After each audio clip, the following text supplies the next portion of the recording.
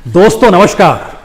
दोस्तों, दुनिया के सबसे बड़े लोकतांत्रिक देश भारत की पहचान सिर्फ हाथरस या बलरामपुर या फिर देश के ग्रामीण इलाकों की त्रासदी पर नहीं है, चकाचौंध भी है। ढलती हुई शाम, 5 सितारा होटल और उस चकाचौंध के भीतर नाचती हुई दुनिया शायद उन सारे दर्द को भुला देती है जिसे हम और आप बार बार महसूस करना चाहते हैं। आज उस चकाचौंध की एक तस्वीर अगर आप देखेंगे तो उसके भीतर का सच क्या है उसे भी जानने की कोशिश बिल्कुल नए तरीके से करेंगे। क्योंकि जब आप बड़ी बड़े 5 सितारा होटलों को मौजूदा वक्त में भारत के भीतर देखते हैं तो उसके भीतर एक खालीपन है। इस देश की बड़ी बड़ी इंडस्ट्रीज को देखते हैं तो वहां प्रोडक्शन थमा हुआ है। इस देश के बड़े बड़े बिजनेसमैन से जब आप मिलेंगे तो पता चलेगा कि उनका धंधा चल ही नहीं रहा है। इस देश के रोजगार पाने के लिए हायर एजुकेशन के साथ युवाओं से मिलेंगे तो वो बार बार जिक्र करेंगे कि दरअसल हमारे पास तो कुछ बचा नहीं। हायर एजुकेशन तक की स्थिति इस देश के भीतर में ठप सी पड़ गई है। और उसके बाद रोजगार शायद वह एक खाली कटोरे के समान है। चाहे वो मजदूर हो, चाहे वो किसान हो, चाहे सुरक्षा की आस लिए महिलाएं हो, चाहे इस देश के बड़े बिजनेसमैन हो, चाहे औद्योगिक घराने क्यों ना हो, चाहे इंडस्ट्रियलिस्ट अपने तौर पर इस देश में मीडिया हाउसेस से क्यों ना जुड़ गए हों, या फिर अलग अलग तरीके से जो भी इस देश के भीतर में अपनी जिंदगी की जद्दोजहद में इस देश की इकोनॉमी से जुड़ा हुआ था, उसके सामने इसलिए एक अंधेरा है क्योंकि वो आगे कैसे बढ़े इसकी समझ शायद मौजूदा वक्त में गायब हो चली है। जब कुछ नहीं बचेगा तो आप कौन सा प्रयास करेंगे और आगे कैसे बढ़ेंगे? और देश जब इस देश की नौकरशाही चलाने लगे या किसी भी देश का मुखिया या फिर राज्यों के मुखिया जो इस देश के भीतर संघीय ढांचे को जीते हैं, वह भी अगर नौकरशाहों के हिसाब से अपनी पूरी प्रशासनिक व्यवस्था, सामाजिक राजनीतिक सोच और शायद कानून के राज को भी उन्हीं के हवाले कर दें तो ऐसे में वह क्या देखेंगे? हाथरस शायद इसकी एक पहचान भर है। हाथरस में आईपीएस स्तर के 3 अधिकारी सस्पेंड कर दिए गए। उसके अलावे बड़े तौर पर बड़े बड़े अधिकारी भी सस्पेंड हुए हैं। लेकिन अधिकारियों के सस्पेंड होने से स्थिति क्या अनुकूल हो सकती है? और दिल्ली में इन 5 सितारा इमारतों के बीच जब हम खड़े हों तो क्या वाकई इन इमारतों के भीतर लोगों की आवाजाही है या सिर्फ एक सन्नाटे के भीतर ये खूबसूरत इमारतें खड़ी हुई है? सच यही है कि इस देश की इकोनॉमी इतनी ठप पड़ चुकी है कि तमाम जगहों पर बिजनेस रुक पड़े हैं। लेकिन आज हम बात इसलिए आपसे नए सिरे से शुरुआत करना चाहते हैं क्योंकि इस देश में कोई भी राजनीतिक सत्ता इस देश को चलाती कैसे है और लोकतंत्र की धज्जियां कैसे उड़ जाती है, आज उसको जरा महसूस करने की कोशिश कीजिएगा। और हमें लगता है कि शुरुआत में जिक्र तो हाथरस से ही होना चाहिए जहां पर अधिकारियों को सस्पेंड कर दिया गया। तो आपको यह जानना चाहिए कि अधिकारियों को इस देश के भीतर में बीते 5 बरस के अंदर में अलग अलग राज्यों में और केंद्र स्तर पर जितने भी आईएएस और आईपीएस अधिकारियों के साथ साथ उनके सबोर्डिनेट्स को या फिर अलग अलग कर्मचारियों को जो ऑफिसर्स रैंक के भी होंगे, कितनी बड़ी तादाद में सिर्फ बीते 5 बरस में सस्पेंड किया गया होगा? जी, 5000 से ज्यादा लोगों को सस्पेंड किया गया है। लेकिन स्थिति क्या किसी भी राज्य में बदल गई? हमको लगता है ग्राउंड जीरो उत्तर प्रदेश को ही बनाना चाहिए। इसलिए क्योंकि उत्तर प्रदेश में हाथरस की घटना ने समूची दुनिया के भीतर में एक बेचैनी पैदा की है। क्या इस तरीके से भारत की स्थिति है? जिस भारत में हवाई अड्डे पर उतरते हैं तो सामने शानदार इमारतें नजर आती है, विकास और इंफ्रास्ट्रक्चर, इन सब की धूम अंतर्राष्ट्रीय मंचों पर देश के प्रधानमंत्री हों या फिर इस देश में कोई भी नौकरशाह हो या किसी भी स्तर पर कोई भी बाहर जाता है तो बतलाता है भारत कितना विकसित होने की दिशा में बढ़ चुका है, अब वो विकासशील नहीं रहा। तो आइए जरा उत्तर प्रदेश को सबसे पहले खंगाल लें। यह खंगालना इसलिए जरूरी है क्योंकि आपके जहन में यह बात होनी चाहिए, जब हमने 5000 अधिकारियों को सस्पेंड किए जाने का जिक्र, वह भी उन अधिकारी का जो कि ऑफिसर्स रैंक के हैं, उसमें आईएएस भी है और आईपीएस भी है, तो फिर उत्तर प्रदेश लौट चलिए और कल्पना शुरू कीजिएगा क्या वाकई इसके बाद स्थिति ठीक हो जाएगी। उत्तर प्रदेश के डाटा चौंकाने वाले हैं क्योंकि उत्तर प्रदेश के भीतर में एक के बाद एक सस्पेंड लगातार लोगों को किया गया है। मसलन आपके जहन में आएगा कि हाथरस में जो हुआ उस घटना से पहले हमें बाकी बताइए। स्मार्ट मीटर में गड़बड़ी हुई, 2 अधिकारी सस्पेंड कर दिए गए 12 अगस्त को। 24 अगस्त को पशुधन घोटाला हुआ, डीआईजी स्तर के अधिकारी दिनेश चंद दुबे और अरविंद सिंह सस्पेंड कर दिए गए। 3 जुलाई को पुलिस एकेडमी मुरादाबाद में ट्रेनी डिप्टी एसपी थे नितिन तनेजा, उनको सस्पेंड कर दिया गया। उन्होंने वित्तीय अनियमितताओं का आरोप उन पर लगा था। लखीमपुर के डिप्टी एसपी राकेश नायक को 3 जुलाई को ही सस्पेंड कर दिया गया। उनसे छेड़छाड़ का आरोप था। एक महिला एसडीएम के साथ अभद्रता पेश की थी उन्होंने। महोबा के एसपी मणिलाल पाटीदार घूसखोरी के आरोप में सस्पेंड कर दिए गए। प्रयागराज के एसएसपी, ये सितंबर का जिक्र कर रहे हैं जो कि पिछले ही महीने का जिक्र है, अभिषेक दीक्षित, करप्शन और पोस्टिंग में करप्शन का जिक्र था, इनको सस्पेंड कर दिया गया। एसएसपी गौतम नगर वैभव कृष्ण, इनको सस्पेंड कर दिया गया। मिसकंडक्ट का इन पर आरोप लगा था। एसएसपी कानपुर अपर्णा गुप्ता, इन पर भी मिसकंडक्ट का आरोप, इनको भी सस्पेंड कर दिया गया। और एक लंबी फहरिस्त है और बीते 3 बरस के भीतर में योगी सरकार ने कम से कम 18, 1.5 दर्जन आईपीएस को सस्पेंड किया है। जिस दिन यह सरकार उत्तर प्रदेश में आई थी, भ्रष्टाचार पर नकेल कसना चाहती थी, करप्शन को रोकना चाहती थी, अच्छी बात है। आज हम जहां पर खड़े हैं तो आइए कुछ पन्नों को पलट लें। हिमांशु कुमार पहले आईपीएस थे जिनको 25 मार्च 2017 को इसलिए सस्पेंड किया गया कि इन्होंने सोशल मीडिया पर कुछ लिख दिया था।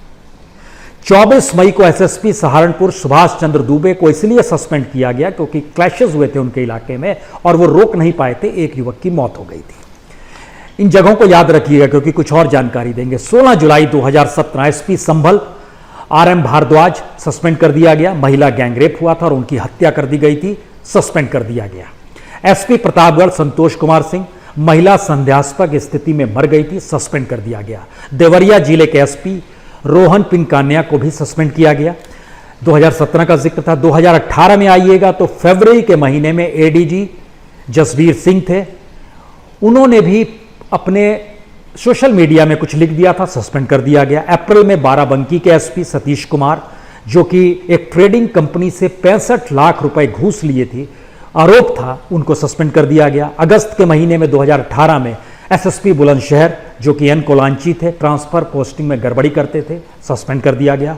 सितंबर के महीने में SSP Prayagraj Atul Sharma crime rate कम नहीं कर पा रहे थे, सस्पेंड कर दिया गया।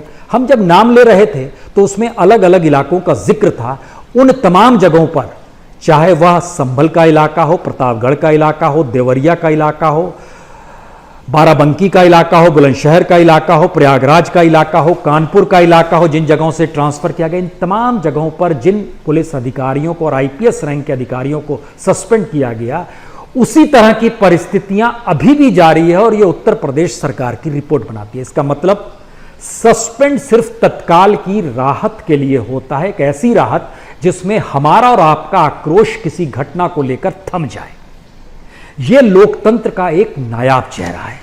इसके ठीक समानांतर अलग अलग जगहों पर जो भी करप्शन होता है, उस करप्शन की फहरिस्त में लगभग 417 इंप्लॉइज को, जो कि इसमें क्लास 1 अफसर भी हैं, अलग अलग उसमें उनको सस्पेंड किया गया।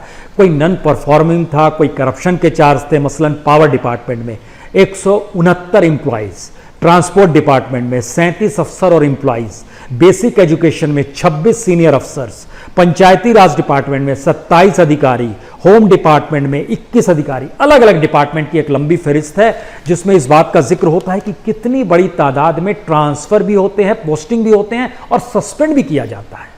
लेकिन राज्य के भीतर अपराध रुकता नहीं है और अगर अपराध की वजह से मुख्यमंत्रियों को बदला जाने लगे तो फिर बड़ी फौज चाहिए मुख्यमंत्रियों की, क्योंकि बलात्कार की तादाद ना थमती है, ना हत्या की तादाद थमती है, लेकिन कानून के राज का जिक्र कोई नहीं करता है, कॉन्स्टिट्यूशन का जिक्र कोई नहीं करता है। हम जिस इलाके में खड़े हैं यहां पर बड़े बड़े बिजनेसमैन के अपने अपने बिजनेस चलते हैं, लेकिन आपको जानकर हैरत होगी कि लॉकडाउन के बाद जब बिजनेस खुलने शुरू हुए और जिनके पास लाइसेंस है कि हम बिजनेस चलाएंगे, उनके पास झटके में पुलिस वाला पहुंच गया, हफ्ता दीजिए या फिर तय कीजिए कितना दीजिएगा।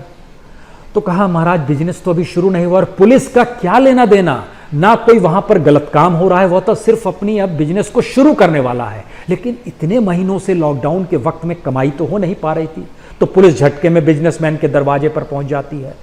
कोई इनकम टैक्स से जुड़ा हुआ अधिकारी भी पहुंच जाता है अपने तौर पर नोटिस थमाते हुए। यानी इस देश के भीतर में करप्शन की एक पैरेलल इकोनॉमी, डेमोक्रेसी को अपने हाथ में दबोच कर डेमोक्रेसी को जीने के नई परिभाषाओं को सिखाने वाली एक पैरेलल सोच, और इस देश की राजनीति को अपने अनुकूल कर कर इस देश की संसदीय व्यवस्था को ही जेब में रखने वाली फिलॉसफी बाखूबी रेंगती रहती है। शायद इसीलिए हम दोबारा जब हाथरस की दिशा में लौटेंगे तो उस प्रक्रिया में आपको बहुत सारी चीजें समझनी होंगी।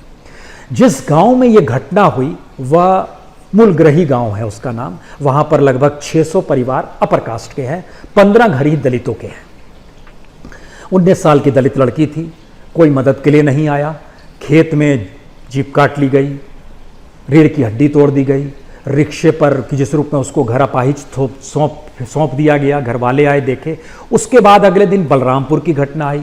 लड़की, बलरामपुर के इलाके को कहा गया है हर घर में शौचालय है, लेकिन संयोग से बलरामपुर में जिस लड़की के साथ बलात्कार हुआ और हत्या हो गई वह शौच के लिए गई थी। तो पूरी हमारी उस शौच प्रक्रिया को भी जीने की प्रक्रिया में आ जाइए। क्या वहां पर कुछ भी काम गलत हो रहा था? यानी शौच में भी, शौचालय खोलने में भी करप्शन हुआ है क्या? क्योंकि शौचालय घर में होता तो खेत में तो नहीं जाती। वहां पर जिस अस्पताल में गई उस अस्पताल में इलाज के लिए कुछ भी नहीं था। यहां तक कि वहां पर यह भी स्थिति नहीं थी कि किसी तरीके से मलहम पट्टी की जा सके, तो दिखाने के लिए एक सलाइन की वाटर चढ़ा दी गई, रिक्शे पर बैठाया गया और उससे घर को रवाना कर दिया गया। उसकी मौत हो गई। एक इंफ्रास्ट्रक्चर जो इस देश के भीतर में है, जो हमारे पीछे का चकाचौंध जब आप देखते होंगे तो सोच रहे होंगे शायद दिल्ली की इस चकाचौंध के भीतर कहां गांव की बात हो रही है और क्यों हो रही है, और अगर हो रही है तो उन गांवों को इस शहर से क्या लेना देना, या फिर शहर में जो इस तरीके से लोग बैठे हुए हैं, गांव में कोई भी घटना घट जाए उन्हें इससे क्या लेना देना है। संयोग से यही शायद भारत को संभालने वाली कौम, जिसको हम लोग सेवक और प्रधान सेवक के तौर पर देखते हैं, उसने अपने आप को सत्ता में समेटे रखने के लिए सारी की सारी ताकत जो है उस ब्यूरोक्रेसी और उस इंस्टीट्यूशन को दे दी है जो डर के मारे काम करती है। डर के मारे शब्द जब हम बोलते हैं तो इसमें एक जानकारी आपको और भी देना चाहेंगे।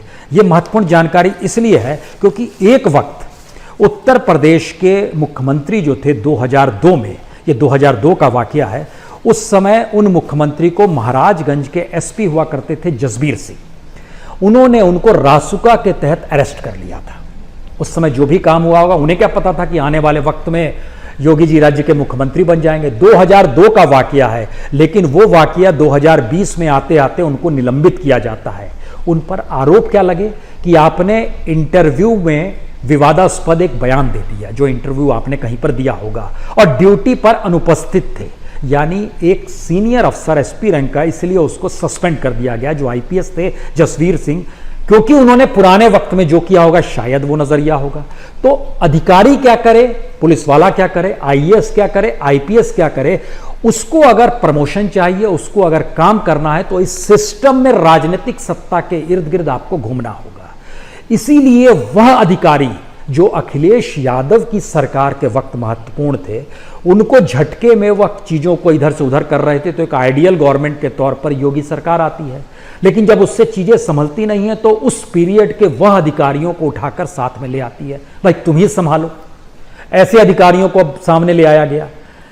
यानी किसी भी तरीके से वही अधिकारी इस सिस्टम में जी सकता है जो करप्ट होगा, सत्ता के अनुकूल होगा, सत्ता को मैनेज करना जान जाएगा और सत्ता के लिए जनता को मैनेज करना जान जाएगा, सिस्टम को मैनेज करना सीख जाएगा। तो लोकतंत्र की यह एक अभूतपूर्व स्थिति है, और इस अभूतपूर्व परिस्थिति को जीने के लिए अब आप इस इलाके में लौटिए जहां पर हम खड़े हैं। हमारे पीछे हवाई अड्डा आपको दिखाई दे रहा होगा।